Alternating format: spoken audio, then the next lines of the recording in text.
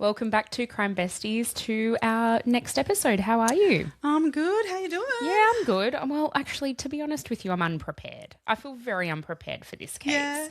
I feel like this week has So been... So routine. we are recording this the week before the kids go back to school. Yeah. Back into full-blown work. Like, work has just gone from 0 to 100 this week. Everyone's back at work, so everyone's hassling That's you. right. And everything's urgent, needs to be done yesterday. Yes. So that's been mental. And then on top of that, you know, we've got the kids at home and managing all of them. It's just been a crazy, crazy week. Oh. And I have not, like, I've had time. But mental load-wise. No. I I haven't, because I'm still not in the swing of things and not in Yeah. my routine yet. Oh, I feel for everyone. I mean, I have so much empathy for parents that are juggling the school holidays with kids home and trying to work. I don't know how you manage it. I really do have a whole lot of empathy. It's just not conducive to families, you know, having kids home and stuff. So it's hard. And kids don't particularly like holiday care programs quite often. It's not pretty rare you find a kid who's like, send me to the holiday care program. Especially when they reach a certain age, I reckon, that like, and our kids are probably about there, that they'd be like, even if they were okay about going, they're now over it age-wise. Definitely. But still not old enough to really entertain themselves entirely. Not at all. And not annoy the crap out of you. I'm really lucky because I can work from home a little bit, and Peter can too. So, and we do have like help from grandparents. Yeah. So we can manage it. Yeah. But it's hard. Like working from home with the kids at home takes me back to 2020 when I was ready to... Triggering. Oh, it's so triggering. We were all ready to bloody murder each other, I think. Oh, yeah. You'd be our next case. Yeah. Yeah, I'm surprised we made it through, actually. God. So, yeah, I feel really unprepared today, so I'm really sorry, everyone, if I'm a bit, I don't know, scattered or something. We will get there. We will get there. I'm relying on you, Meg. Oh, God, oh, fuck. as I always do. I need you to keep it in order. I've got the chronological events, which is my forte. Okay. The detail, not so much, but you're really good at that. Okay. So, who's she talking to? yeah. So before we get started, though, we need to talk about Brooklyn Beckham. Oh, I was wondering if you're going to bring this up. Oh, I'm down for it. Okay, yes. So this is going to be old news by the time this episode comes out, and I just wonder, will we have a video of Victoria at the wedding? Twerking. Have you seen the AI? I've seen it. It's so great. It's so great. Oh, finally, God. AI is being put to good use. Yes, finally. This is what it was here for. Okay, what are your thoughts? Because I have serious thoughts on this. Well, first of all, I feel as though he needed to just have someone proofread and check over his slides before he put them out. Oh, you reckon he didn't write it? You reckon he wrote that? You I think he wrote it. Okay. You don't think he wrote it? Oh, I reckon he totally had help writing it. But it was so fucking muddled in parts. And I'm like, it was 6 slides. It could have been 3, maybe 4. And also, did we need like all of the absolute detail? But okay, so do you believe him? Yeah, I believe him. So do I, 100%. Yeah. I didn't think you would. I thought you might be a little bit on... I love her. Victoria. I love her. Like the whole Victoria Beckham, like we spoke about this at the time. I don't know if it was here or Patreon, but of like that... the doco that she did, and I couldn't even watch all of it. Oh, I fucking loved it. Yeah, I couldn't. There's something about them. Yeah. That I don't buy into. Yeah, same. Like, I go right back to the nanny. The nanny, right? And that whole scenario, how that's kind of just been swept under the rug with them and all that. That I just go, nah, there is something not right here about the relationship and about the image they want to portray. I get that, but I think if you come at them knowing that and being fully conscious and aware of that, that's why I believe what Brooklyn's saying. Yes, no, that's it. That's what I can't handle though, is like I fully understand where he's coming from and believe him, and I think they have done damage to their children by this this portraying of an image they wanted. That's where I can't buy in. I'm like, oh no, it's toxic. Yeah. Like I can't. Oh, I'm not saying it's not toxic. I just love it. If there was just the two of them and there weren't children involved and this was all that, I could be more, whatever. A lot of that can be said for, and I know we've discussed this, like just completely coming to mind immediately is the Ruby Frankie stuff and the 8 passengers, right? So many parents exploit their children. It's not even funny. And it's almost in our society where we are consumer whores for this shit. Yeah. It is accepted. Mm-hmm. Whether that's okay or not. And it's really not. It's really actually not okay. Not okay. But it is what it is. And we know what we know because they're putting it out there. Yeah. And so I think if they think people are not going to weigh in on this and be interested in this and want the video of Victoria at the wedding, then they're deluded. Yeah. Because they've created this monster. Mm-hmm. So I'm here for it. I fucking, when I saw this, I actually like squealed. I was like, oh my God. Oh, he's finally done something. Done it. Have you seen the video of, it was at some sort of premiere or whatever, and there's David and Victoria and the other kids standing there having photos, and then Brooklyn and Nicola walk in to join the family photo, and it is icy between her and Victoria. Kind of like and it's Victoria more so. Yeah. But Victoria also pushes Brooklyn away in that to like be like, no, you're not in this photo. Yeah. Or like behind her even, like to go, no, back there. Yeah. Like it was, oh my God. I'm like, and that's what's going on in front of cameras. Like imagine, the shit storm that's going on in the family group chat. Yes. Oh, this is the thing. I just can't. I mean, it's just, there's no amount of money that can buy class. Money doesn't buy class. Between those two families, even more so hers. Oh, see, truly. This is the other thing, and I reckon this is why the Beckhams are like a bit dirty on the whole situation. The Beckhams are rich. He actually married up. Yeah. Which, like, it's almost impossible. Yeah. The Beckhams are rich, but the Peltzers are like, they are beyond. old money. Yeah. They are old money. They are beyond wealthy. Yeah. And so I think he might actually have a chance of becoming a chef now. Well, maybe out of his parents, under his parents' thumb, maybe he can pursue a career. Oh my God, have you seen some of the videos? He did a video, an interview with, I feel like it was Tasty or one of those like online. Yeah. And he cooked, oh my God, it was either roast potato or mashed potato. Oh, something really hard. Yeah. Oh, fuck me. Like, honestly, like you couldn't call him a chef's asshole. You look at him doing it and you've clearly had a chef in your house all your life because you have not been in that kitchen with your mum making stuff. He's a nepo baby. Yeah, totally. Totally. Oh, God, yeah. Oh, God, he couldn't wield a knife if he tried. No. It's so funny.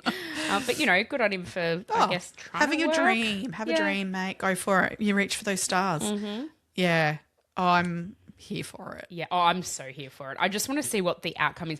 Do you reckon the Beckhams are going to They'll go silent. respond? I reckon they'll go silent. It's the classier way to go. Yeah. Yeah. If they've got any sense, they'll just shut up. Yeah. Not add fuel to the fire. I mean, in the background, I'm sure there's shit going down between them, but like publicly, I think their PR team would be like, nah, we're not responding. Don't mention anything. Don't say anything. Oh yeah. PR team will be working overload. Yeah. Yeah. Which I think that they do with them all the time. Yeah, they'd have to. I mean, they'd have to. Yeah. They would absolutely have to. Oh, God. We do have some shout outs today. Yes. We've got 3 new Patreons, Sky, Maz and Shalani Piacena. I hope I've said that right. And then we've had some coffees bought for us as well. Well, Tracy Vaughan bought us some coffees with a beautiful comment. And then Nicole Nudes bought us some wine for us. And then I didn't really she must have, I don't know, lizardy type animals, I don't know, because in the comment she said something about buy Kyle this, not this. Some bloodworms or something for Kyle. I think it was, yeah. And a treat for Piper. So I'm actually, which is reminding me, I need to go and buy more food for the Kyle. So. Oh, how's Kyle going? Oh my God, guys. So last night I was lying in bed, minding my own business. Actually, I was watching. It's just starting my night. Oh, that is so funny. I was watching. What was it? Oh, Real Housewives of Salt Lake City reunion. The second part. Oh my God. Yes, oh my God, it's so good. I was watching that and I get this message from Megan. She's like, "Oh my God, guys," with a photo of Kyle, by the way. It was a video. A video, sorry. Yeah. Just to really hone in on what's going on. She's like, "Do I need to take this thing to a fucking vet?" And Kyle was like, literally just like, he not moving, he just floating, like, and his little legs were down. He's not moving. His gills were kind of moving, but not often. Do they meant to move often? I don't know. have no idea. I would assume so, because isn't that how they oxygenate? Was like, anyway. I don't know if they're gills or not, though, those things. I don't know. Oh, no, doesn't he have gills on the side of his head? Yeah.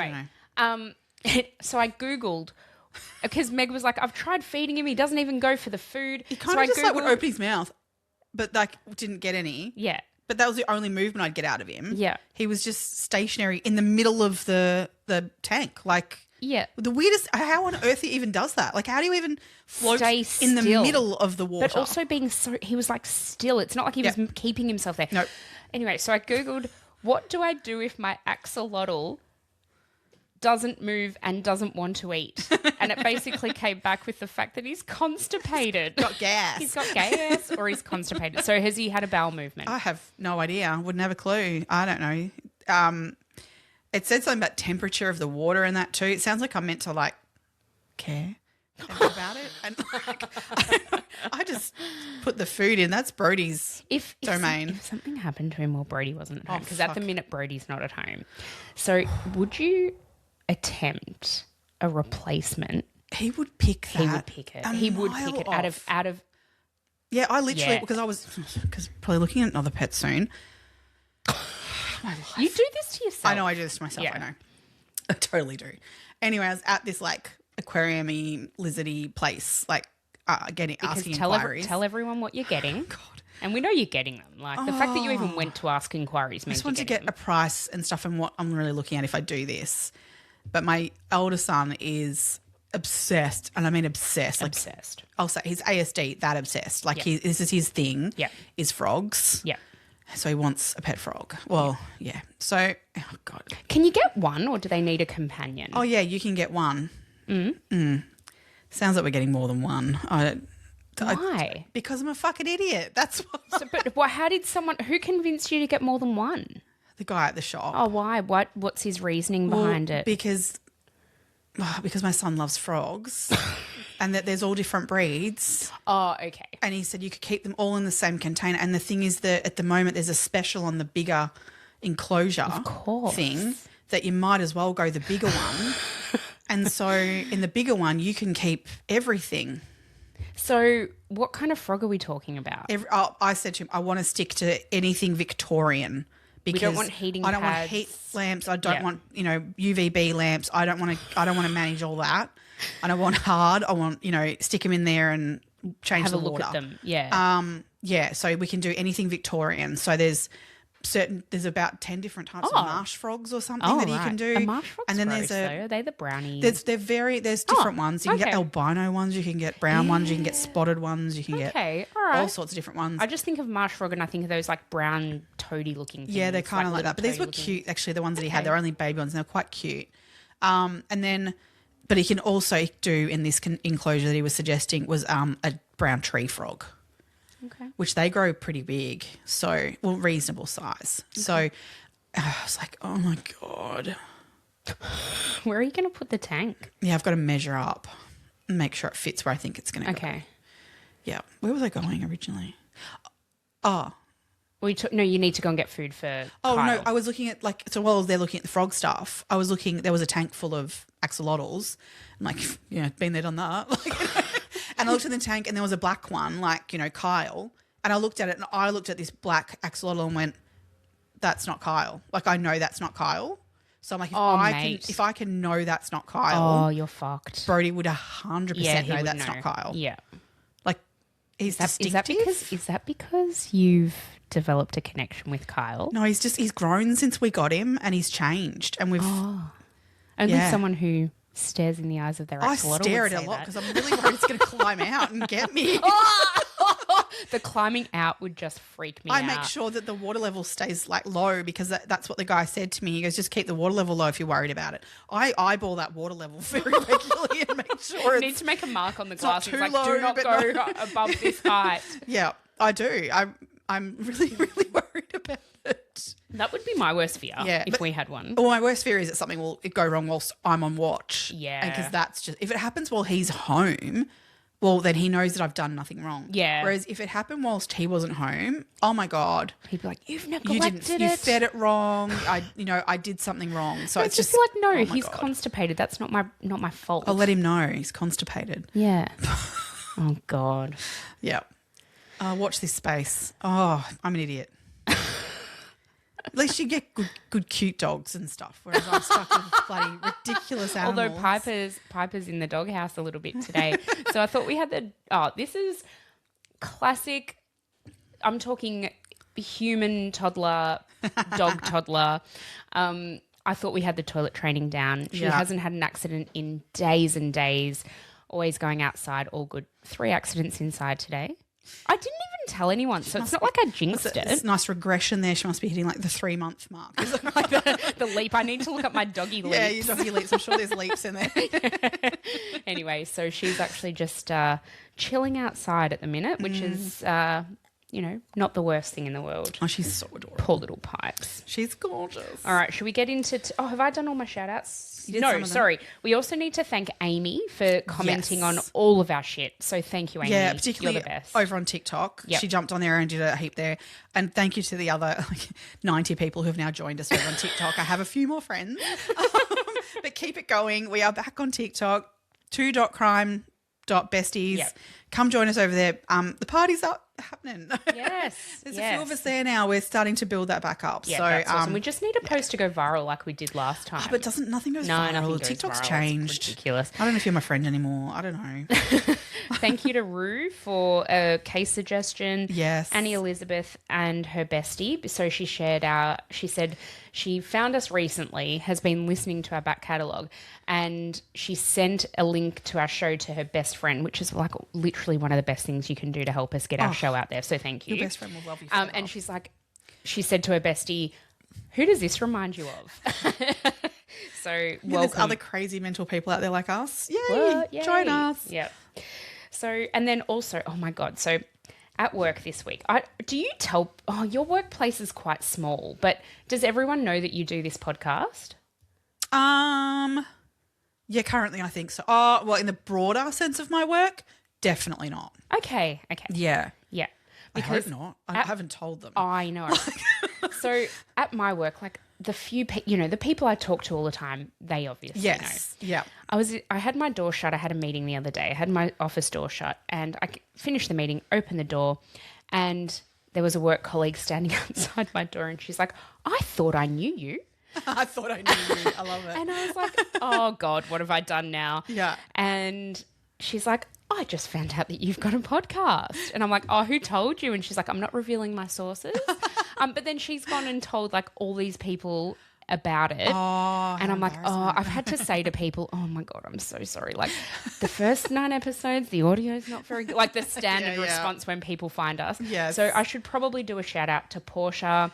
There's a few other work friends like Mel, Lisa. I hope you guys enjoy it. It's just when people we know listen, it gives me the heebie-jeebies. It's a total different level, isn't it? Yeah. It just actually makes me want to vomit. I know. It really does. All right, let's get into today's case because this is actually before we get into it. Let's do a disclaimer here. 100%. Please take some self-care in this. If we get into this and this is not the case for you, jump ahead and listen to another episode. We will talk about some pretty stuff. I don't know how comfortable you are even talking about some of this stuff. I think we may even graze over some of it rather than getting too deep into it because it's not good. So there was a lot of this case that's been suppressed by the courts for that exact reason. So we will be talking about children in this case and pretty horrific stuff. Absolutely. So please take some time to take some care of yourself. Listen carefully. Like if this, as Meg said, I find, and we've said this in previous podcasts, we find the episodes with kids particularly hard. Yeah. And this one's you can't get worse. So please, if this isn't for you, come back next week. Yeah. I mean, we'll reiterate again when we get to it, probably that we're about to talk about it again. So and we also have timestamps in our show notes. So if you need to skip ahead, just go and have a look at the next section that you might want to listen to. For sure. Yeah. Okay. So what we're discussing today are they're really commonly known as the Greenough murders. Greenough family massacre. Yeah. So this happened in Greenough, which is in Western Australia. It's about 400 kilometres from Perth and about 24 kilometres. The next sort of biggest town that most people would know is Geraldton. So it's about 24 k's from Geraldton. About a 15-minute drive. Yeah, so it's close enough that that's the nearest city, that's the nearest sort of town where everyone goes to shop and go to school. Yeah, and it's not a huge place, Geraldton. Even it's like I'd say it's smaller than, like, in Melbourne terms. It's probably smaller than Geelong. Yes, definitely. It has a Kmart, but like, yeah, and a Target Country. Yeah. Look, absolutely. But what I'm saying is Greenough is a hamlet. It's not even a town. And so not many people live there. I couldn't get an accurate number of people who live there when this happened. I think a lot of it's quite transient, even in terms of people coming into the area for work. I mean, because you're heading out that way towards, there's mining towns, and things like that you're not far away from that. Especially around the time that this happened. Yes. I think that was probably in the mining boom kind of stuff. Yeah. So what happened in Greenough was on the 22nd of February 1993, an entire family, a mum, her son and her 2 daughters were murdered brutally. Oh, absolutely. Brutally. Beyond brutally. We will get into some of the details soon. Yeah. What we do know is that the victims were Karen McKenzie, who was 31 at the time, Daniel, her son, who was 16 at the time, Amara, who was 7, and Katrina, who was 5, were all murdered in their home. Yeah. And it is, first of all, the fact that an entire family is wiped out in one homicidal event is beyond comprehension. I mean, it is rare for a reason. Like, that's right. It just doesn't happen. It just doesn't happen. Yeah. I guess we can get into a bit of the background of Karen. Karen and her life. Yeah, for sure. I think that's a good way to start. Karen was born, her mum and dad, her mum's name was Barbara Marchant. Her dad, I could not find out. I couldn't even find his name. No, and I think that there's a reason for that that's not spoken about within this, because I don't want to infer something that's wrong here. No, well, we don't know anything. There's stuff that we don't know about her, and there's bits we do know about her. And then there's someone you can't name that's a father. Yeah, so, I don't know. Yeah. Look, we don't know his name, but obviously she had a father.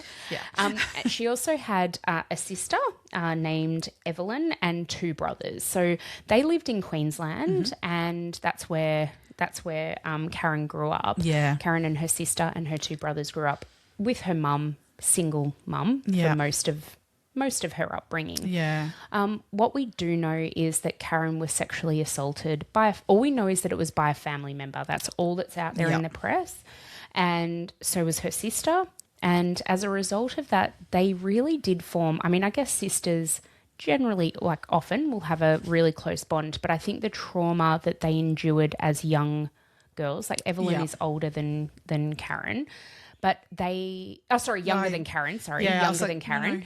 No. But they were like absolutely bonded by this. Yeah, really, that was like trauma bond or whatever you want to call it. It really brought them very close and very tight knit. The 2 of them grew up with that as their common thing that they both knew about each other. They did talk about between themselves, but also it just meant that they had this beyond normal bond, I think, in that sense that they looked out for each other. They took care of each other, knowing that's what had happened to each of them. So yeah, tragic in that sense, but at the same time, the thing that came out of it, I guess that silver lining to this was this incredible relationship that she had with her sister. Such a tight bond. Yeah. Such a tight bond. The way that Evelyn speaks of her sister, even to this day, it's heartbreaking because of what happened to her, but it's also like you absolutely get just how much they were out there for each other. They backed each other 100% all of the time.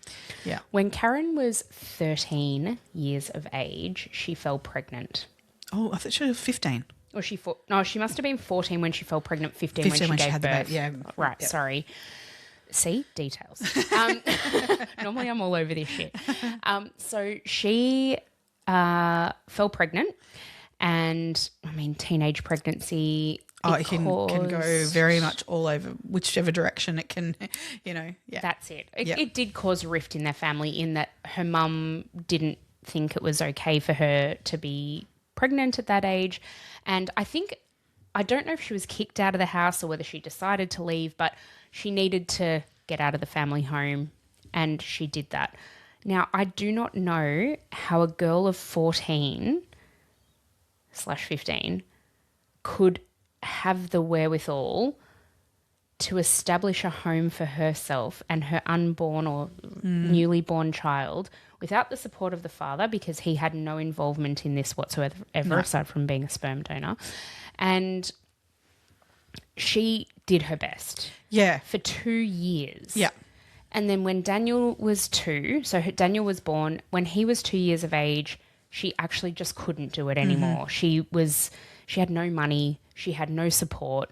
She was at the end of her tether. When I say she had no support, she still had contact with her mum and her sister and her brothers. Yeah. But she was still living on her own with a young, I just think back to me with a 2-year-old and I was 30-something. Yeah, I know. And that was fucking hard. I mean, if a teenage parent is going to make it, I mean, it's really going to be somewhere where they're very highly supported. And I think, personally, inside the a nuclear family and home with grandparent support at that age. I mean, because to be able to say go to school or work or whatever, you need childcare, you need support, and so. Good on her for giving it a go. And I mean, the fact that she made it 2 years, I mean, look, it would have been tough, I'm sure. I'm sure there's stuff that went on. I am certain of that because she was fucking 15. So, I mean, as much as it was kind of inevitable, I think that this is where it ended up because it wasn't, just say she had support, but not enough, in that sense. Not for a 15-year-old. I mean, at the time, it could have been her being, stubborn, all these sorts of things, saying, I'm not going to live with you, I'm going to do this on my own. We don't know what the decision was there of why that came about. But at the end of the day, a 15-year-old raising a child, I mean, it's a baby raising a baby for so many reasons that she needed more support. So, that's huge. I mean, good on her for recognising that and, fixing the situation for her son, and she did the best thing she could for her son at that time. So, I mean, so what she asked was that her mum Barbara took custody of Daniel and ended up raising him in her family home. So Barbara, and then Evelyn, Daniel's auntie, was also part of that because she was a little bit younger than Karen. Yeah. And grew up basically almost being a second mother to him. Yeah. And she said that, she was so emotionally invested in him because, I mean, I feel like an auntie's love is almost, I don't know what a grandparent's love is like because I'm obviously not a grandparent. You look old enough. But fuck off. I'm not the old one here. I get my jabs in when I can. But I feel with my nieces and my nephews an absolutely an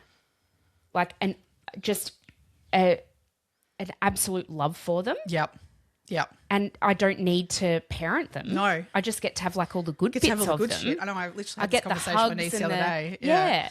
Yeah. And it's awesome. I love being an auntie. So Yeah. I hope that was the experience Evelyn got with Daniel. Yeah. I feel like it was from the way she's spoken about it. Yeah. Because I think Barbara really took on the mothering sort of side of things. Well, she lovingly described Daniel as a rascal.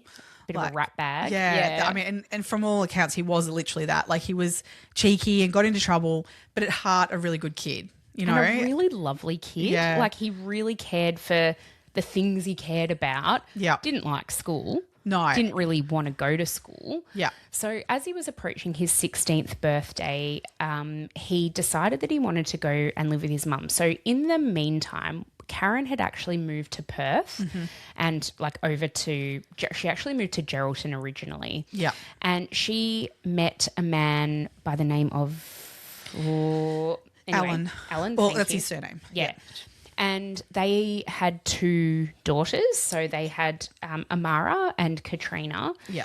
And their relationship broke down, I think, when Katrina was about 2 years of age, something like that. Yeah. He still had involvement in the girls' lives. It wasn't like he never saw them, but Karen became their primary carer. Yeah. So in order to establish herself, and I think fucking hats off to this woman because she'd had childhood abuse, she'd had shit relationships. I think her relationship with this Alan bloke was not terrible, but it obviously ended. Yeah. So, she's then left on her own again with 2 young girls, and she decided to go and purchase whatever she could buy, and that is what led her to Greenough because it is literally in the middle of nowhere. Last Stop Larimer kind of vibes. Maybe not quite that remote. Not quite. But what I'm saying is real estate was cheap out there. Yeah, I think she paid 40 grand for this weatherboard house that was very run down, needed work. Needed a lot of It was livable, but it was not, borderline. Borderline livable. I think she had massive plans for this house. Yes. But it was basically, when she bought it, it was as is. Yeah. So I'm talking there was junk in the yard. The shed was full of shit. Yeah. It was quite run down. Yeah. I mean, it had running water and it had a roof. Yeah. I think it needed a lot of work, but it was hers. She had this idea of what she wanted to do, and she was going to make it a home for her and her kids, and that's what, she had this, I really respect that. Oh, same. She was trying to make a go of it. Mm-hmm. In amongst all that, though, of making a go of it with her family, so at this point she's living with her 2 kids in the home her 2 daughters, in Greenough. Yep. And Daniel is living over in Queensland with his grandma, but he decides he wants to go over and live with his mum, which Karen was ecstatic about. This was huge. She have all her kids under one roof. Was there room for them all? Fuck yeah, we'll make room. That's the girls can share. We'll figure it out. She slept out on the living room floor, kind of stuff on a mattress. She was like, yes, come and live with us. So, as much as all this was, and she was being a really great mum, and people at the school and everything acknowledged that, doing all those right things. But she did have a foot in slightly into another world, which was also her comfort zone, I think, too. Yeah. Of a certain group of people, and people who dabbled in drugs, probably more so than she did on the regular, but she certainly was sort of on, one foot definitely in with being a mum, and one foot in this scene of partying and drugs and stuff and alcohol. So, but I mean, in that area, that's kind of who you meet. But also, what the fuck else do you do? What else do you do? There's How do you socialise, I guess? Yeah. So what ended up happening was, for Daniel's 16th birthday, he asked Barbara for a bus ticket to go from fucking Queensland over to Geraldton, which is literally a 3-day trip. Yeah, it's massive. It's a huge, and there's huge and you trip. see fuck all on that trip. Yeah, it's like red dirt pretty much the whole way. Yeah. I mean, hats off to him for doing that. I just think, I put myself in his shoes and I'm like, imagine being on that bus. The excitement of that, I reckon. Yeah. I mean, this was in the 1992, it's 93, I think, end of 1992 he went there, because he got there before Christmas. Yes, that's right. And he enrolled himself into the high school at Geraldton. Now, he hadn't been going to school in Queensland. No. But I think he wanted a fresh start. He wanted to try again. He was like, I'm going to want to finish year 12 and make a go of it. That was his whole plan. He had this, I think it's almost like Karen's dream was infectious to me. Like, if mum's going to make a go of it over there, I want to be there too, and I want to make a go of it as well. If she thinks she can do it there, I will too. Yeah. Which is so beautiful for a family. I love it. I love that. Yeah. So yeah, he enrolled himself in school and he was attending in those early days of going back to the school year starting. Yeah. He'd started at the local high school and with intentions of making something. He was never going to go, do brilliant things, like in terms of what he was going to ATAR score or enter score, whatever it was then. Yeah. But he was going to make a go of it and get the certificate he needed, do the next thing in life. Yeah. So good on him. Yeah, he was trying to pull himself together. Again, just like his mum, probably. Yeah. So, but as you said, I think another, maybe a benefit of Daniel coming over for Karen was the fact that he was in the home. He was a responsible boy. Karen felt very comfortable leaving his sisters in his care. Yeah. And although he hadn't been there that long, he was looking after them every now and again for Karen. So he was helping out when she worked and did, I think she was doing little odd jobs, and just whatever came up she would do. Yeah. And he would help out with the girls, pick them up, bring them home on the bus, pick them up from school, bring them home on the bus. And on this particular night, so the Friday night before the murders took place, Karen was invited to a friend's place. I think it was in Geraldton. Yep. And it was a house party. Well, they like to call it a gathering instead of a party. Oh, sorry. Sorry, a gav. Because it wasn't like a huge thing. It was a smaller group of people. It wasn't a raving night, although at the same time, she didn't get home until 5 a.m. See, this is what I'm saying. 5 a.m. to me, I'm like, oh my God, the thought of it. Nothing good ever happens after midnight, people. Nope. Not that anything happened this night particularly, but Yeah, she didn't. Yeah, she was a stayer at this gathering. So, Well, I think she was a stayer because she'd partaken in a few well, this is the things. thing. What do you? I mean, I've always had that opinion of like people that stay out that late at night. You clearly aren't just drinking alcohol to stay that late. No, because if you were drinking alcohol, you would have been passed out somewhere. Yeah. Probably. So we know she'd partaken in some drug taking. Now, from everything I've read and heard, she was a recreational drug user. It wasn't something that she did all the time. No. Whether she was addicted or not, I can't comment to that. But it was, something she partook in and she did on this particular night. And alcohol and many as other well. people at this gathering. I think everyone else at the gathering. It came to the end of the night and there were, several people still left at 5 o'clock in the morning. Yeah. And somebody offered to give her a lift home. Now, earlier in the evening, the night before, I guess, she'd actually had a really heated disagreement with this person. No one can really remember what it was over, but there was a fairly rowdy disagreement. Yeah, I think maybe more than a disagreement, would you say? Like, I think they were yelling at each other. I think it got quite heated. But by the time 5 o'clock rolled around and Karen was ready to go home, she was happy to go home with this guy. So this is a man by the name of Bill. Well, he made the statement that he doesn't like to stay at a party or a gathering. A gav. Yep. That where people are getting angry and stuff, and there's But he was partaking in that. Okay. Yeah. So he was ready to go. So they both left together. Okay. And they were friends. They hung out regularly. Many times before. He'd been to the house many times. Yeah. He was a friend of hers. Yeah. Yeah. So he drove her home. And now she lived, as we said, in Greenough. She lived on a really remote road. Well, even remote road, it was off of that. Like, so the address itself was 16 Georgina Road. Yeah. But to get to the access of this house, you had to go down a side road, not Georgina Road, to get to her property. Yeah, it was like essentially a really long driveway. Yeah. Essentially to get to her house. Yeah. And so only people that had been there knew where it was. Because from Georgina Road, Yeah. you can't see a dwelling because it's kind of over the back of like a hump. Yeah. And you can see that in the photos. Like you can see, of course nobody would be able to see that house from the road. Yes. So he has gone there. Now, neighbours report seeing a car come at early in the morning. Now, there's 5 a lot a.m.-ish he got there. There's a lot of farmland around, and so farmers were up tending to their, I don't know, Already started their day. Yeah, their, I don't know. Cows. And so... Sheep. Because he was a farmhand. He was a guy. farmhand. So he was probably heading out to shear some sheep. Oh, Jesus. Oh, my God. You've only had one wine. Oh, guys, just letting you know, we're still recording in the evenings, but from next week we're going back to recording during the day, so there'll be no... Well, will there be wine? We'll be wine afterwards. Yeah, afterwards. Not during. So we won't be slurring our words from next week. Go on. Shear some sheep. Well done, you. Got it.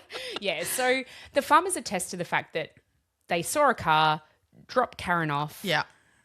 And then he was there about 11 a.m. 11 a.m. he was seen exiting the property. Yeah. So, okay. So he's That's been all corroborated.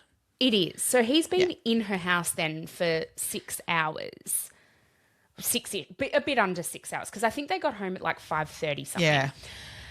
And then he's left at 11. Okay. What happened in that 5.5 hours? We don't know. We actually don't know. No. The day goes on. Nothing to note, really. Nothing to note.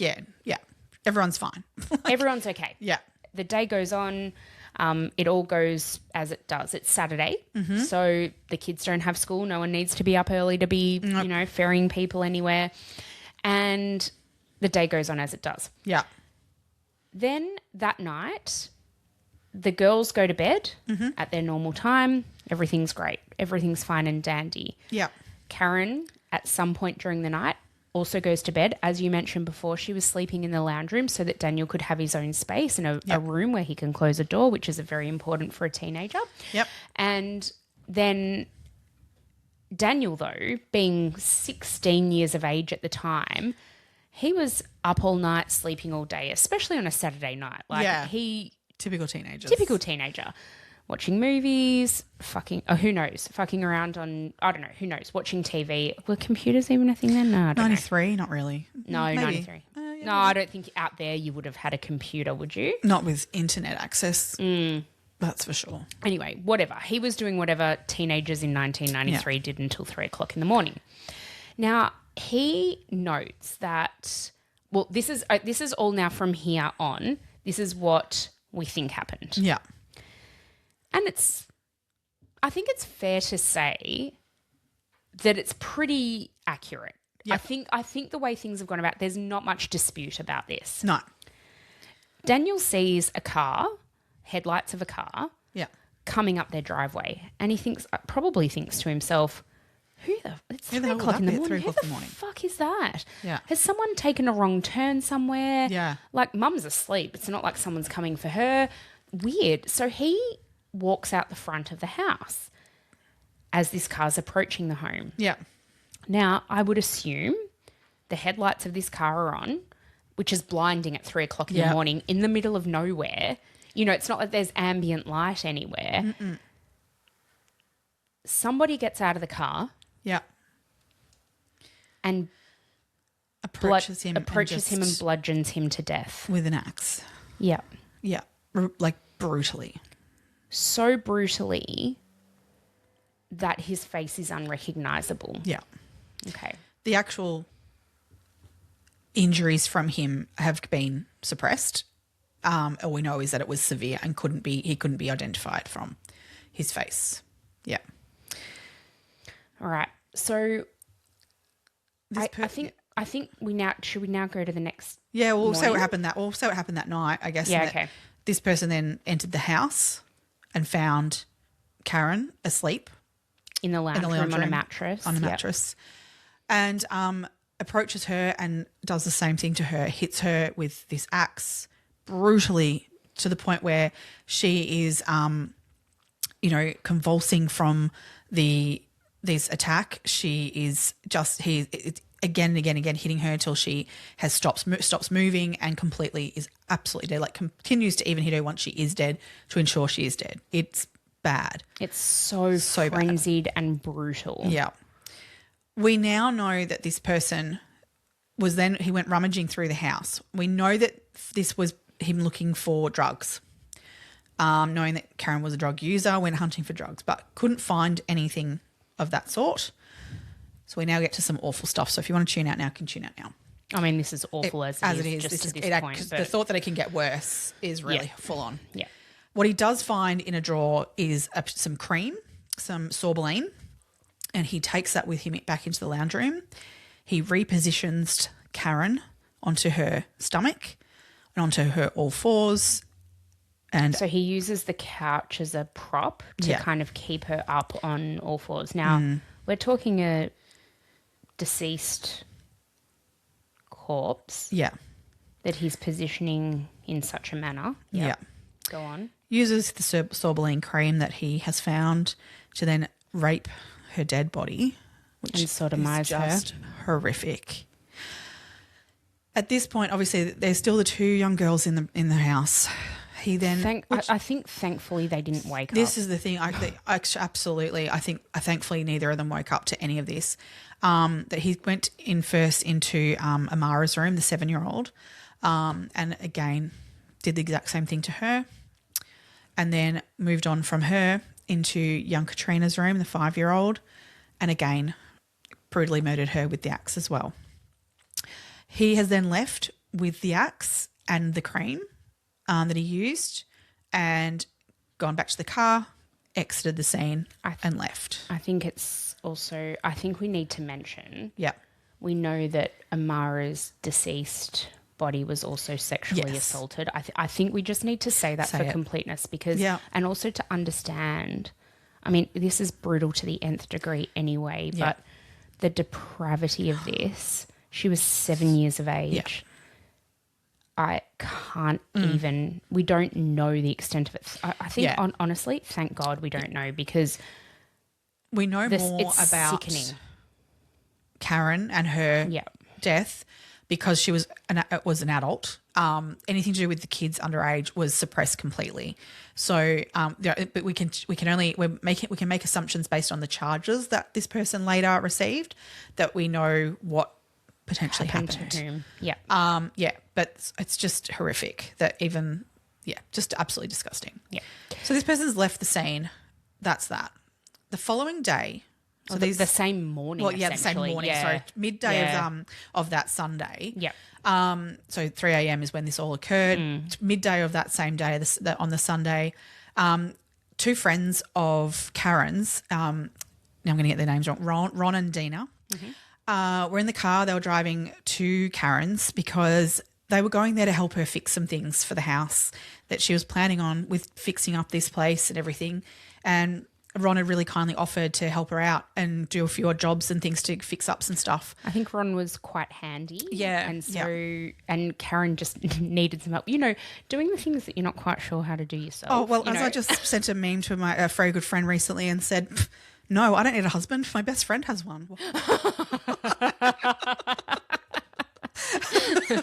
Thanks, Matt. True. Like there are just some things that I don't know. You need two people for, or you need someone who knows what they're doing. Yes. That's hard. Yeah. Anyway. Yes. Yep. All good. So, here they're on their way over to help out. So, which is brilliant. So, but they pull up in the driveway and they see laying in the driveway what they assumed was Daniel. And they were like, oh, he's 16. What is he doing? Now, Playing a prank? Mind you, he's 16 years old. He's 6'4". Yeah, he was very tall. Very well built. Yes. Like quite solidly built. Solid so kid. I think he'd be visually, as in his body shape, would be instantly recognisable. Yeah. Although, so this guy's only met Daniel a couple of times. I mean, he's only been in the state. Not even 3 months. Yeah, I think he met him maybe 2 or 3 times briefly at moments, So he was approaching, he saw him laying on the road and was like, oh, what's Daniel doing kind of thing. Got out of the car, and as he took a couple of steps, he realised that Daniel wasn't playing a joke or anything or doing anything silly. He realised, he was like, I don't even actually know if it's Daniel. It was unrecognisable to him, but clearly not okay. And so he's yelling at his wife, Dina, to get back in the car because he was really petrified of her seeing what he had just seen. No one else should have to see it kind of thing. He's telling her to get back in the car and yelling out to Karen in the house to see if he could get a response because he's not knowing what has gone on here. No response, obviously, from inside. The only response he gets is the dog was barking. The dog was barking at the back crazy. of the house. Yeah. And so he's like, something's going on here. They weren't sure if there's someone still in the house perpetrating more or what the go is. Is this an active thing or what? So his wife is yelling at, we need to call the police. Like, this isn't okay. Now, this is 1993. Mobile phones, no. Also, rural area. There is hundreds of meters between houses. So they get in the car and they drive back down the driveway and head for the neighbours. They go to 2 separate houses which are fairly far away from each other towards town. And they jump out of the car and run into both these houses and no one is home. They eventually get to this museum where they finally run inside to this business and they call from there and say, can we use a phone? We need to call the police. They finally call the police murdered. And they tell them about Daniel because that's all they know at this point. There's this body out on the road and it's brutally been attacked. Bad. It's bad. There's 3 other people in this family and I don't know where they are. Called out to them. Yeah. They're not answering.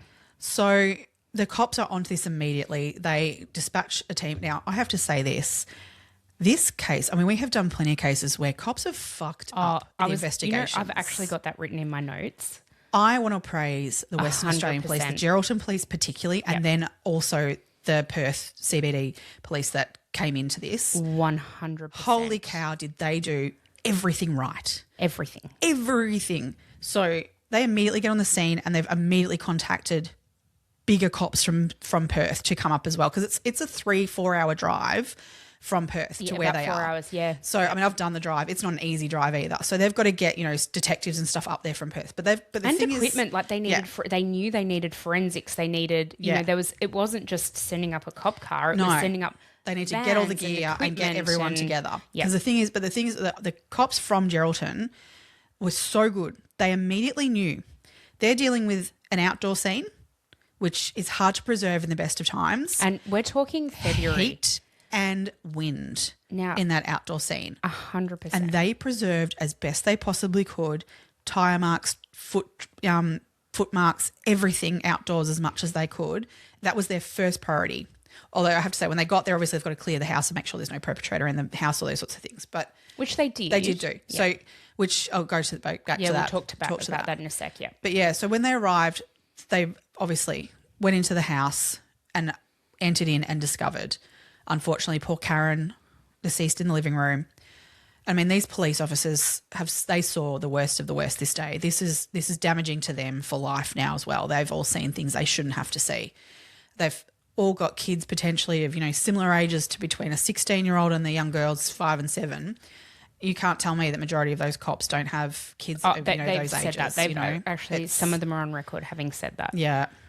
So they've gone in and they found, unfortunately, as they clear the house, they find the 2 young girls as well dead in their beds. Just absolutely horrific. But they get to work immediately, of the inside and the outside. First, the outside, as I said, they got onto that real quick. Inside, they again preserve things where they can until the big cops arrive. Such an amazing job. They actually did 7 days worth of a grid search of the external area of the house from like a couple of 100 meters away. Yeah. Looking for weapons or anything they could find Any of evidence. note, anything at all. Yeah. Just amazing police Oh, work. incredible. And good old-fashioned police work, Yeah. like boots on the ground, Yeah. doing what they needed to do, going through a process, Yeah. and really hitting the mark. Like I couldn't agree with you more. They were exceptional. So I guess by the time the Perth branch sort of came up and started, their processes, Yeah. more and more things were becoming evident. So we've got the forensics team there who were looking for any evidence, any forensic evidence that they could find. Now, part of that was, we're talking 1993, as you mentioned. This is before DNA was really at its cutting edge. Only a little bit of DNA stuff they could do, But they knew what they needed to do to at least collect what they needed to collect and that kind of thing. So what they did was they've removed the bodies from the scene and taken them to Perth for autopsy. Yeah. During this process, during the autopsies, especially of Karen and then I assume Amara as well, but what they found on her body were some sort of greasy marks and prints. And in the vaginal area as well, they found those. That's it. Yeah. And so they are looking then, the coroner or the forensic pathologist who was performing the autopsy was like, well, what is this greasy substance? We need to figure out what that is. That might help. Yeah. So what they've done is they've taken a sample of what they found, and they're basically in communications with all of the forensics team who are up on site still at the house, and they're looking for whatever they're looking for. So what the pathologist thinks is that what they've found is something like a moisturizer, a sorbeline, something like that. They test what they found in Karen's vaginal cavity, and they determine so they have 80 or something reference samples in the laboratory of different creams, different things that it could be. They ran that sample against every one of those 80 things, and it didn't peak. They then said to the forensics team who were up at her house, we're kind of looking for something like some kind of cream, some kind of maybe moisturizer, sorbeline. We're not really sure. We need to find that so we can test it against what we found. And what the forensics team were doing was incredible work. So first of all, they did find on a wall panel, which was near the door. So the inference is that the perpetrator had actually placed their hand against this wall as they were either opening or shutting a door. Well, they hadn't actually placed their palm down. That actually what it was a print of what you call writer's palm. So it's when you think about when you're writing, what part of your hand touches the page. They call that that's a palm print. It's still, because it's part of your palm, but it's actually that side view basically of your hand that's so it wasn't like a full hand. Yeah. So it's even more different. They do actually, when they fingerprint you if you're ever arrested, they do fingerprint that part of your hand now as well. Okay. But back in the day they didn't. No. Okay. But yeah, that was actually, it made it a little bit more difficult because it was just that side of the palm, not a full palm print. But again, to the credit of those forensic officers, they cut that bit of wall out and sent it to the laboratory for preservation, if nothing else, and then further testing. Yeah. They also found when they used a blue light and went through the house, this was a few days later, and what they actually also found was some greasy finger marks on the door. Yeah. And this time it was actually the tips of fingers. Yeah. Right? So I'm talking the top tips of fingers, like somebody's sort of pushed the door shut with their fingertips. Yeah. Right? Again, not something that is usually taken in a fingerprint when you're fingerprinting a potential suspect. Yeah. Again, they've removed that entire door and sent it down to the laboratory for preservation and potential further testing. And the significance... Thank God they did. Oh, this is it. Because the significance of this is like, people can come and go in your house all day long and, you know, put fingerprints everywhere. Yeah. There could be fingerprints in that house of all sorts of people who did not murder these people. That's right. So, but the significance of the fact that these are fingerprints in a greasy substance, if they can prove that that greasy substance is the same greasy substance they can find on the bodies, that places that person in this scene at that time. Yeah. This isn't someone who has just been over for a cuppa, you know, and closed the door and wash their hands with some soapy stuff and then close the door with a greasy substance. You know, this is then the exact same stuff on them when they've pushed the door or whatever. That's right. As they have, unfortunately, also used in the perpetration of their acts on Karen and little girls. Yeah. So, this is really significant that if they can prove it, that these two things connect up, they've got the person in some sort of fingerprint, potentially. That's it. Yeah. So I guess the police are then, right, where do we start? We start with the father of those two girls. So the reason being they'd split up not that long before, really. I mean, it was a few years, but they still had contact. Yeah. And so, you know, I guess that's a very likely place to start. But what they found was that he was actually water trapped. Yeah. Up further north in WA. He was working, I think, in the mines, was he? I think so. Something like that. But he was literally waterlogged where he was. He wanted to get back to wherever he lived at the time, but he actually couldn't even get home because he was trapped up there. I think he had a new partner himself and all those sorts of things that he was like, I need to get home. Nah. So his had alibi was watertight. Am I right? So it wasn't him. Yeah. Apparently the police put together a list of 70 potential suspects within a couple of days. Yeah, so another again, one was attesting to their amazing work. This is it. They did not let any rock go unturned. No. It was there was also another guy she had just recently split up from, and a bloke by the name of Sean Eastoe, I think his name was. Yep. So he was checked off, and, you know, he had an alibi, so he wasn't around, but they literally had only broken up just before Valentine's Day. It was literally on Valentine's Day. So she broke up with him. This was an interesting part of the story. She sent him flowers with a breakup note. But didn't name herself on it. But he knew who it was from. He knew, of course. But, and all she said was bye on it. Bye. The message was real weird. Like, it was a real, poem, but... Not. It was weird. But anyway, she broke up with him. It's like Carrie. Big broke up with me on a post-it note. Burger broke up with me on a post-it note. Yeah. A bit like that. Yeah. But at least she sent him flowers, I guess. Maybe. Quite odd. Quite odd. But anyway, so they'd broken up. He had an alibi. Yeah. Yeah. So the police are like, okay, let's think about other known people to Karen. Yeah. And they found out through talking to friends and whatever that she'd been at this party on the Friday night. Yeah. So they interviewed everybody at the party. They found out about the fight that Bill and Karen had. Yeah. They fingerprinted everyone at the party. This is the thing that everyone... what an interesting thing that came out of this was that everyone in the town and Geraldton in like broader were mortified by what had gone on here. This was not normal at all, what had occurred. No. People were really, really beside themselves about what had occurred. Yeah. Police were very adamant that this was targeted because how else would you find her property? This was, you know, so they were sort of putting out there to the general public of like, you don't have it, there's no concern for general people, you know, like that there's some maniac around. People were freaked out. I would definitely be anyway, no matter of that. But police were very convinced that this was someone she knew and targeted. Like, so it wasn't like there was some axe-wielding maniac going around doing this, but it was an axe-wielding maniac. but targeting randoms. That's right. So there was that side of it, but the general community were just so mortified that people that were being interviewed were like, take my fingerprints. You know, no one was backing away from that. Everyone was very much like, take my fingerprints and what else can we do to help you? People were ringing in with tips like that I saw Karen last week talking to a guy who was a fisherman. He'd be out now on a boat, but you can get in touch with him. I know she spoke with him.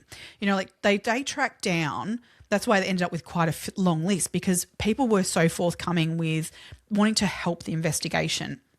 So they sort of say like, you know, like the drug community around Geraldton, like, you know, those kind of the same sort of ilk of what Karen was hanging out with were literally coming and going, I don't care. You can tell me I'm in trouble for taking ecstasy or taking whatever at this party. Yeah. I'll tell you about it. As long as we can get to a point where we find who did this, you know? It. So I was really incredible how the people just really rallied to try and help this investigation. Yeah. Because everyone was like, this is fucked up. Yeah. Oh, I mean, it's so fucked up. Fucked up. Yeah. So we're at the point now where the police are like, okay, let's start eliminating people. Yeah. And they come across Bill and so William Patrick Bill Mitchell. Yeah. Go. Well, should we start with the fact that randomly the police get a phone call from the guy who happened to be the host of the party where Karen went. Yep. So this guy rings up and he goes, I've just got home from being out for the day and I've been broken into in my house and there's blood like all through my house, like trail of blood through my house. Now, at this point, the police had been there and interviewed him. Yeah. He's already like, he's absolutely cool. Like we know he's not even, well, for as far as the investigation had got at that point, he was not a suspect. No, that's right. So he's ringing saying like, I've been broken into. This is like bad. The cops are like on it. They're like out there like, let's get this checked out. And they rock up and find a pretty gruesome scene. Yeah, there's blood trailed throughout this house. They do find on the kitchen table a set of keys and a wallet. And inside the wallet is ID to Bill Mitchell. Now, they know who this Bill Mitchell is and that they have interviewed him also in relation to the fact that he was at this party and he was the last one who saw Karen alive because they know that he was on who drove her home, all these things. Yep. And they're like, holy shit, like now he's been murdered? Like it was that kind of level of blood that could Bill have, you know, been murdered here? What the hell? So they're checking, they're like, what's going on? And all of a sudden, stumbling through the back door, yelling and everything comes Bill Mitchell. Naked. In a blood-soaked towel. Yeah. But blood-soaked, like blood-soaked around his waist. And it tells this story of that he had rocked up to his mate's place, knocked on the door to see him. And as he's done that, 3 guys have come out of nowhere and attacked him and said to him, we know that the host of the party was the person who murdered Karen. Tell us where he is. And he's like, I don't know where he is. Like, I don't know where he is. So to try and get him to talk, these guys have pulled out a filleting knife and tried to chop his dick off. And that's why he's bleeding so extensively. They bail this guy up and get him to the hospital. Like, it's bad. It's real bad. But the cops are like, doesn't sound right. This does not sound No, it doesn't sound a bit weird. So they put a fair bit of pressure on him in this situation of like going, tell us more. Tell us what actually happened. Eventually when they're at the hospital and everything's a bit more calmer and things have calmed down. And he's been treated. Yeah. He admits to the fact that he made up the story. Okay. No shit. But you still chopped your dick off. Like, what's going on here? Did he? Well, not fully. It was they managed to reattach. Thank God. Thank God. Well, really? No. I'm being sarcastic. I hope so. He should have chopped his fucking dick off. For him. Anyway, he tells them that basically what he was trying to do by chopping his dick off was trying to commit suicide for personal reasons. To which the cops are like, okay, mate, this is all a bit not right. Do you want to actually tell us what's going on? Yeah, but that's what they got out of him from the day. Next thing they get is a phone call from a caravan park in Geraldton. And the police get this phone call saying, look, just because of what's happened in Greenough, we really feel that you need to be notified of this. It just is weird and could be connected. Maybe. We have a caravan here that the cleaner has just gone to go and clean, and it is covered in blood and semen, a porno magazine which has been shredded with a razor, like weird shit. Who was renting that caravan? Oh, you tell me. Was it Bill? Bill Mitchell. No shit. Now, the cops decide to just keep this little nugget of information to themselves at this point because obviously this is an investigation. They need to be a little bit cagey on some bits. But also, yeah, it's like a they don't know what it does. This even relate? Like, is there a relation? And to be fair, they're good police officers, so they're not assuming anything. No. Assume nothing. Check everything twice. So they've got this bit of information as well now about this caravan park, which they're like, I don't know what connection it has, but so what I think the cops have sort of put together that he's gone to this caravan park for whatever reason. He's chopped his dick off there. That's where that sort of started, and then he's made his way somehow 15 minutes down the road to Greenough to this guy's house. Which I think, maybe he was living in Geraldton. Was the party host in Geraldton still? Yeah, maybe it was. Okay, so maybe it wasn't that far they had to travel. I don't think it was far. Wasn't far he had to travel in. Okay. Oh, in fact, it was only a couple of hundred meters. It wasn't far. It literally was not far. So with his dick half chopped off, he's made his way from the caravan park to the party host's house, and that's where this has all taken place. So what a weird fucking day. Anyway, that's gone on. No worries. We get a bit further on. No worries. Whatever. The cops are just kind of hanging on to that information that keeping him very much on their radar, but not ruling out other things could be at play here. Yep. So the next bit that happens is more of the forensic stuff starts coming through. I think first there's a bit of stuff with, that's right, the fingerprinting. Yep. They needed to get people re-fingerprinted because this is when they discover that it's only fingertips. It's not fingerprints and a full print. Yeah. They need to reprint everyone. And by this stage, I think they'd fingerprinted something like 68 people or something like that. They were up to big numbers, but they needed to fingerprint everyone again to get tips of the fingertips. So as that routine happens, they go around to Bill Mitchell's house to go, it's your turn today. Sorry, mate, but we need to re-fingerprint you. Which he was like, yeah, sure, no worries. Oh, no, not a problem in the world. So they're re-fingerprinting him. And as they're doing this, he says the weird, I just don't even understand why he even says this. He goes, I'm really surprised that you're actually still investigating this. I thought this was all wrapped up. And the police were like, oh, mate, what made you think that? I read in the newspaper that there'd been an incident at a caravan park and you'd got your guy. And they're like, what? Now, the cops knew that was not public knowledge. That's exactly right. No one knew about that other than the caravan park owner, who hadn't disclosed it to anyone. Who knew not to disclose it. The cops had shut that down. Yep. That was not information out in the public. They're like... And this was like a day after that had been discovered too. Yeah. So they're like...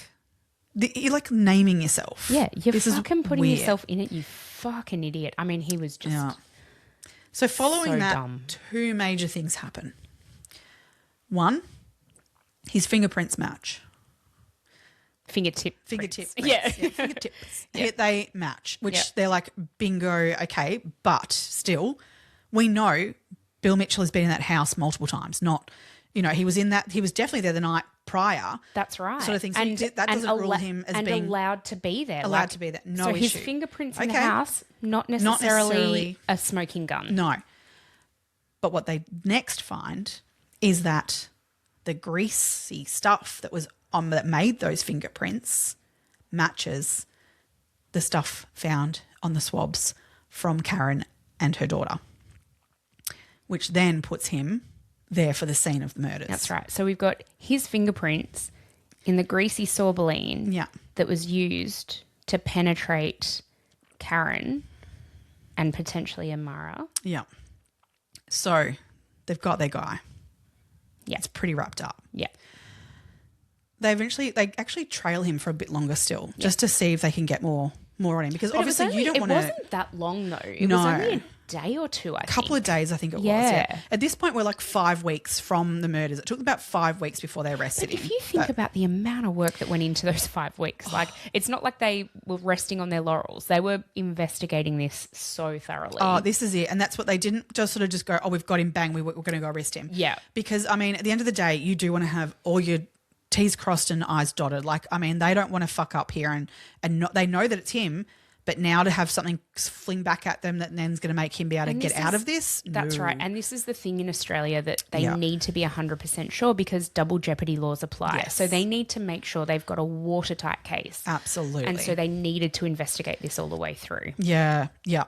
I mean, after the fact, I mean, there was – people said that they were in conversations with him about these murders and how terrible they were. And, you know, there was a colleague of his from work that they were shearing sheep, and, you know, they were just chatting casually about the murders, you know. So there were things that they were able to get on record of him saying. I didn't see that. What kind of things was he saying? Nothing incriminating really, but just conversations in general that he was having. Right. Okay. There was another guy who came forward who said it was maybe about 5 days after the murders, another bit of a gathering of, you know, maybe about 6 men. I think they were all sitting around having a beer kind of situation, not so much of a, you know, party going sort of thing. It was just like sitting around having a few beers sort of stuff. And but Bill Mitchell was there, and there was talk of the murder and how terrible it was, you know, and things like that. And they all said how he just participated in the conversation like everyone else. Like, but to the point of like, oh yeah, I'd freaking murder that person if I found them, you know, and that sort of stuff, which we now know, well, he was talking about himself, you know, so very odd that he would put himself into those conversations, I guess. Distance himself from maybe. it, I don't know. Yeah. Yeah. So anyway, they finally arrest him. I think for everyone's benefit, the best thing could have happened in this scenario. Agreed. He immediately confessed. Yeah. Which, thank God, because to put the family then through trials and stuff would have been horrific. Oh. I really am glad that he confessed. It was horrific enough what they had to go through in the sentencing of this. Oh, absolutely. So they arrest him and they charge him. Now, have you got what they exactly charged him with there? But basically, I know. Here we go. 4 counts of willful murder, sexual penetration of a child under 13, and indecent interference with dead bodies. Ugh. Gross. So they charge him with that. Now, in the process of this, he does a walkthrough and confesses to every part of what happened on that night, on that morning, whatever I'm going to call it. Yeah.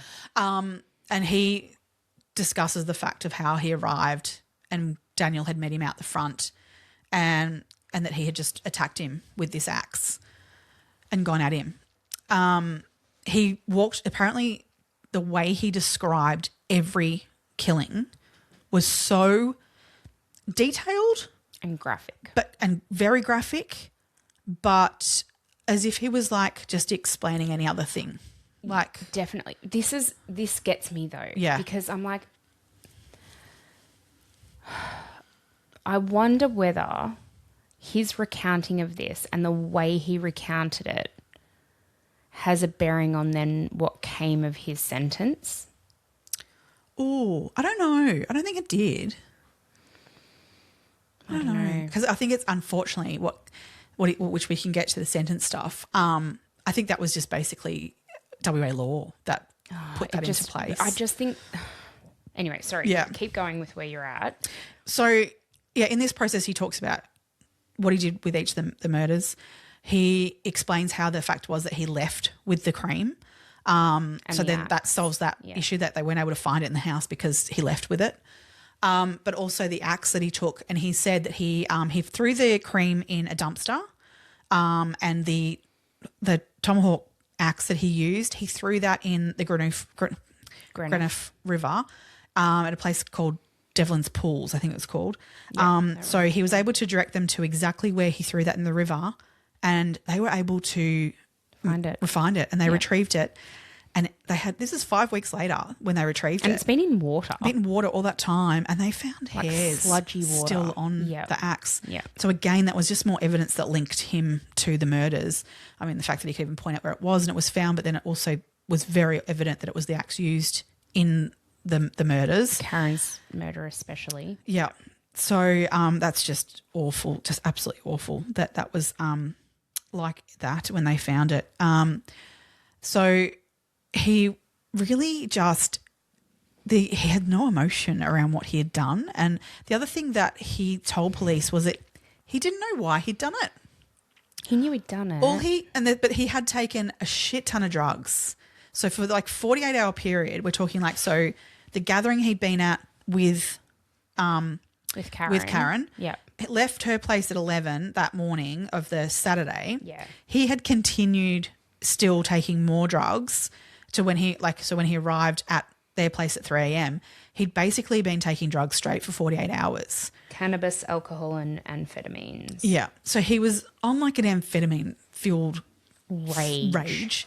Yeah. But having said that, he remembered meticulously what he had done. And this is the thing that gets me. He had the forethought to think to himself, I'm going to take the evidence with me. Yeah. And the axe and remove it and get rid of them. Okay, yep. But the sorbeline, like that is, to me, that's so calculated. Yes. And you can't tell me that you didn't know what you were doing if you're able to actually have the conscience of mind to do that. And it's just bloody horrific. It's bloody horrific. And this is what I was sort of alluding to before, is the fact that he says that because he was in this drug-fueled stupor, that's why he did what he did. Like, you know, did Karen reject his sexual advances the night before? Well, that he did say that's the morning, the 5 a.m. when he dropped her home. That morning he had made a pass at her. And that she rejected him. So that's the only thing that police, like, he never then said, oh, that's why I murdered her. He actually said that his actual words were that he decided, all of a sudden just decided he wanted to kill her whole family. Yep. Not even just go and kill Karen. Nope. He had intention to go there and kill all four of them. Again, we're looking at like a premeditation type of thing here. Absolutely. This wasn't a crime of... It's not like he went there to perpetrate something on Karen and the kids just happened to get in the way. No. He could have walked away after killing Danny and Karen and left those two girls alone. I mean, what would their lives have been? Well, I'm sure that, you know, their auntie and grandma would have taken them in and sort of that. Of course they would have. But that's, I mean, to think that his intention entirely, the entire time, was to go there and kill all of them. But don't know why. I honestly think he was just a fragile fucking piece of shit.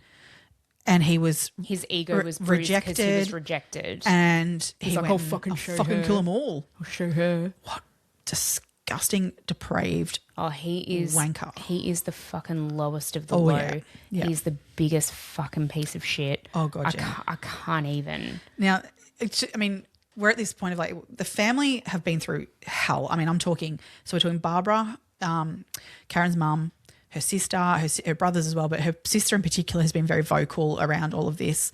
The hell that they were put through in losing the four of them all at once in this was just horrific. Not to mention then what happened to their poor bodies after they were killed. It's just disgusting. But then breaks my heart that Evelyn has said that she actually sold some horses that she owned. And she was going to use the money to go and visit them, visit her family. But she ended up needing to use that money to go to their funerals. Oh, that's awful. Yeah. You know, it actually makes me feel physically ill. Like, you put yourself in her shoes and you think, oh my God, like she was actually wanting to go to there to have a great time with her sister and her nephew. Yeah. She was like a second mum to her nephew. Yeah. And her two little nieces who were around the same age as her two daughters, as Evelyn's two daughters at the time. Yeah. I actually just can't even. No, just awful. Awful. But then they get to... sorry, just really quickly on Evelyn's story as well. The way she found out about their death really gets me. Yeah, that's hard. Yeah. I think this is probably one thing that we might be able to potentially criticise police on is the way that this came about. So Evelyn lived in Queensland. Oh, no, sorry. She lived in Melbourne at the time. She and her husband had moved to Melbourne.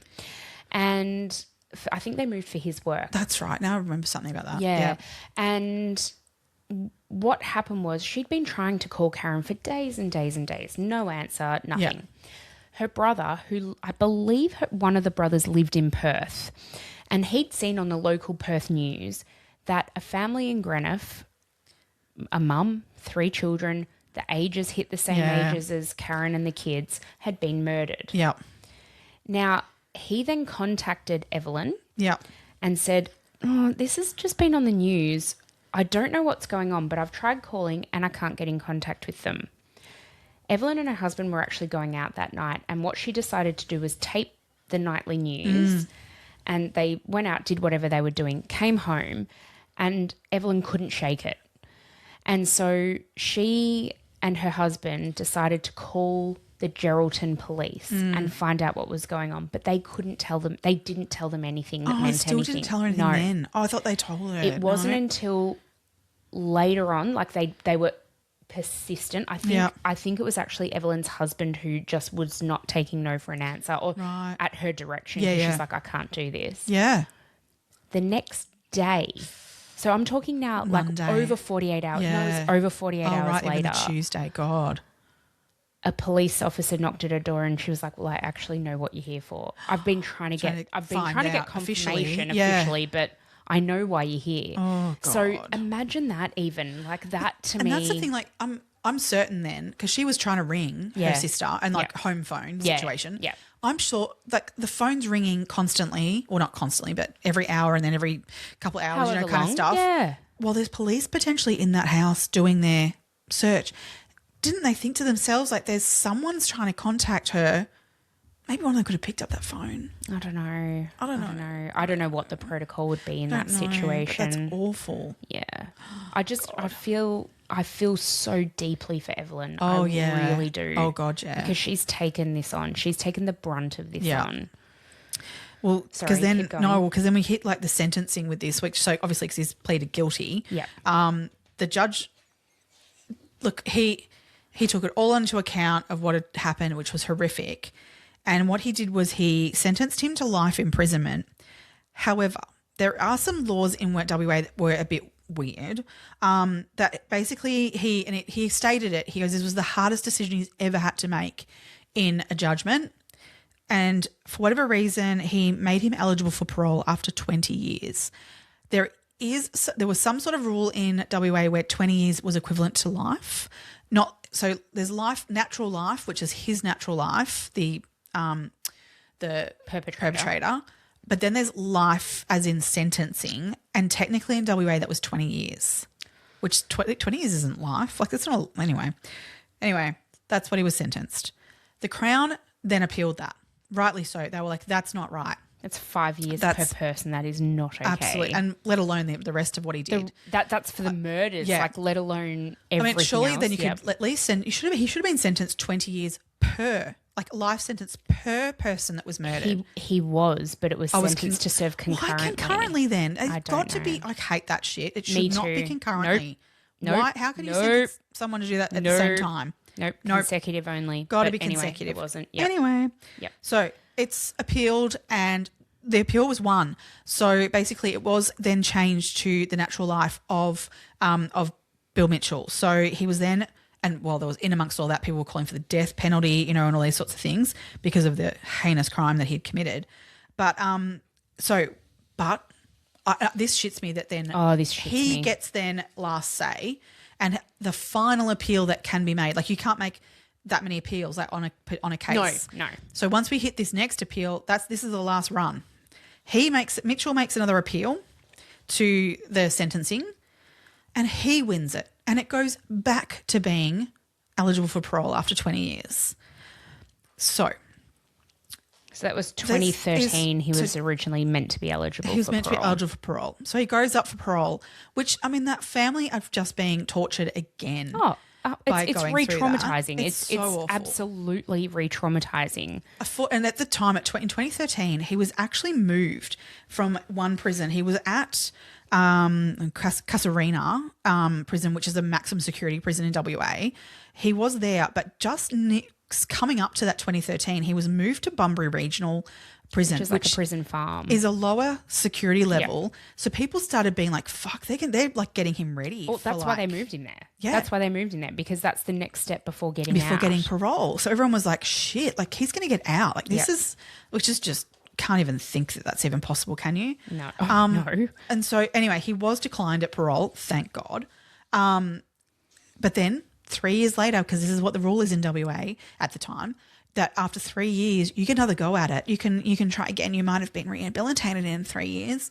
And so you get to try again. So 2016 rolls around and this fucker gets to go again for his parole.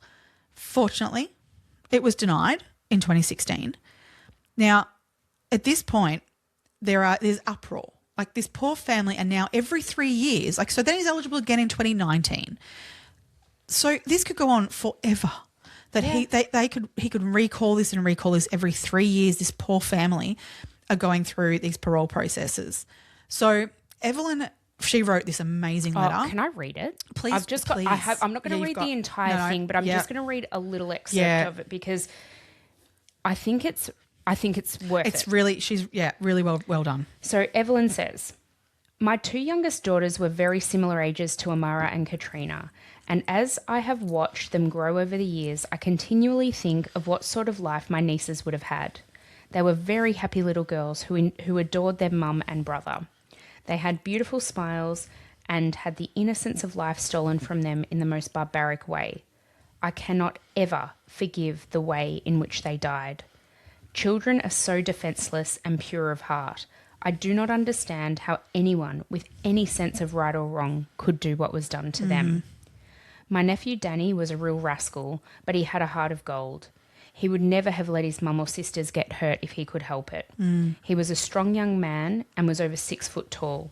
If he had known what was going to happen to him when he went outside that night to see who had driven up the driveway, he would have fought with all his might to protect his family. My sister had him when she was very young, and when Danny was 2 years old, she left him with my mother, my 2 brothers and I to take care of. Just before Danny turned 16, he said he wanted to go and live with his mum and sisters in WA.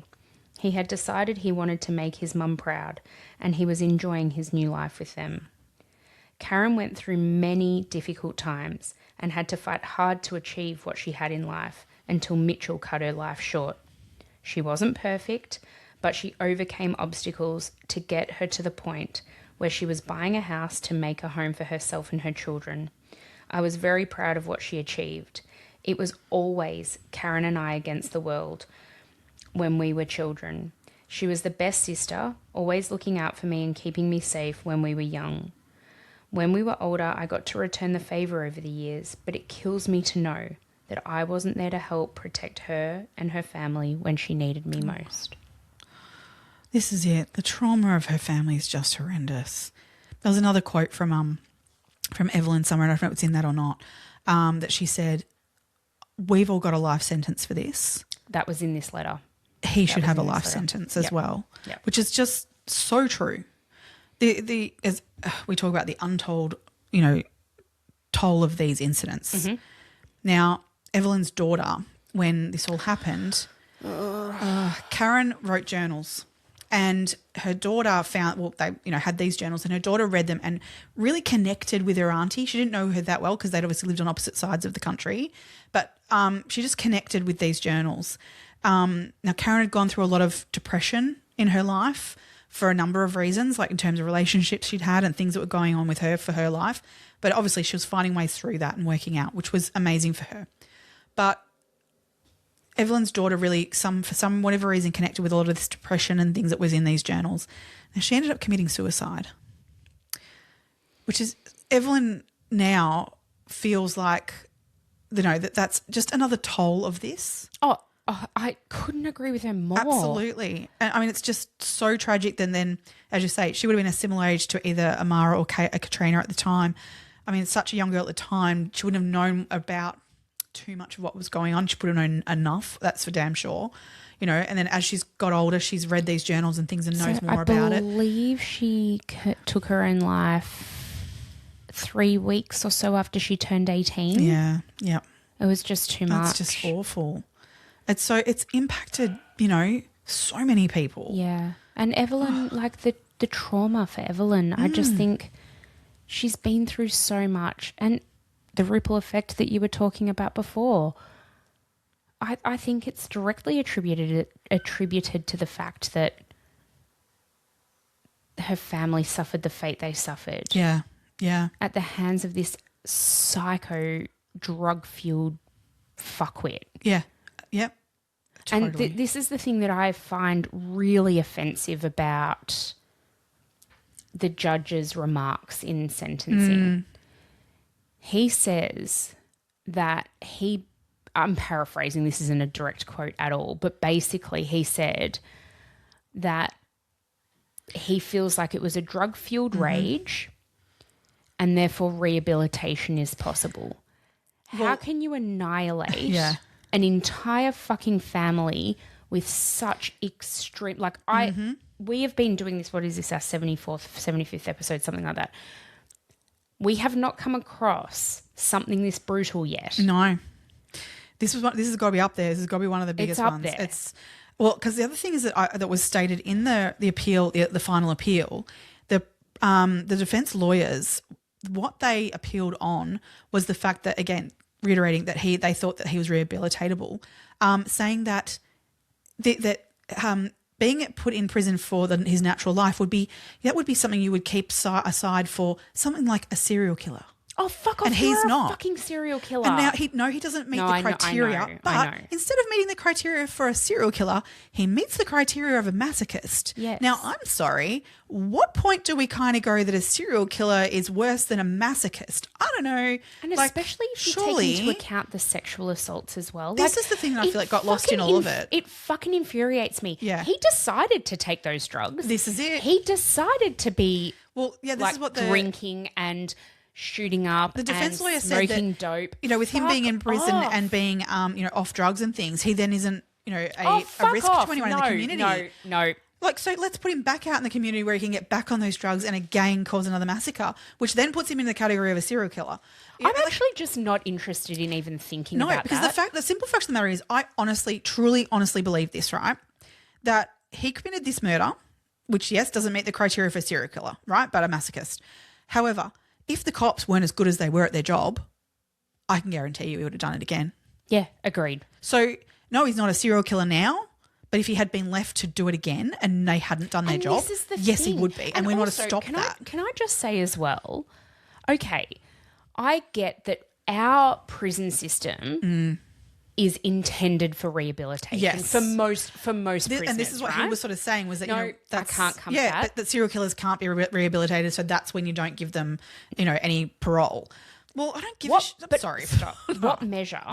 What measure are we taking to ensure that when we're releasing somebody who's perpetrated such untold horror, which he can't remember why he decided to do it? Of course he fucking can. It's because he got rejected and his masculinity was bruised. So you can't tell me he won't do that again. Yeah, exactly. Because he's going to get rejected again in life because that's life. And he's going to go, I can't. Yep. So he was eligible to go for parole again in 2025. Well, but the reason for that is because what happened in the meantime is because of Evelyn's what she did, and also a particular person getting into governor, all these sorts of things, certain levels of government that came into play, and those people that was individuals signed by like 18,000. Oh no, 45,000. Oh, was it? It was massive. Wow. It was huge. So this petition was done, and it was really well done. Anyway, they then changed the laws. So what, unfortunately, it is now is that instead of 3 years, it's 6 years. So he was eligible again for parole in 2025. Yeah. But that hasn't happened yet. So it's got to be up. So it will come up soonish. that he will be up for Well, parole that's again. if he chooses Yes, to this apply is for the parole. thing. He's got to choose. He's now eligible to apply. Whether he gets it or not, we don't know. Yeah. Yep.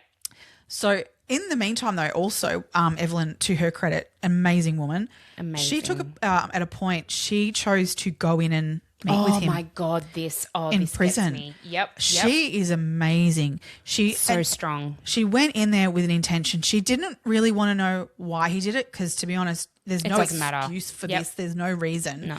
So she went in there really just about to look him in the eyes and tell him what he has done And the taken pain away from that her. he has created.